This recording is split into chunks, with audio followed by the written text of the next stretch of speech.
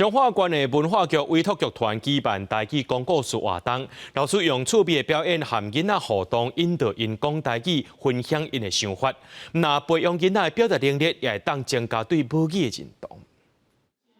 囡仔兄、囡仔姊坐几排，斟酌咧听老师讲魔法笔的故事，只要有这支魔法笔，就当画出世间万物。魔法笔，会使画鸟鼠、马、大树。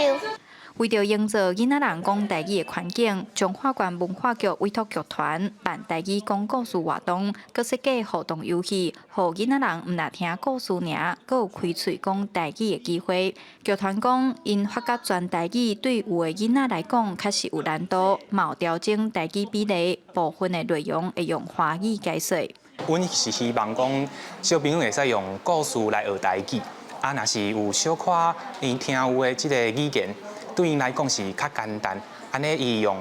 故事来学台语嘛，会使看即个上下文，就知影即个台语的意思。像活动最有意义的，你应该会使想听一寡台语啊，加减听，加减另外加减班安尼。我自己比较少讲，然后带小朋友来的话，就是小朋友可以学，然后我自己也可以学这样。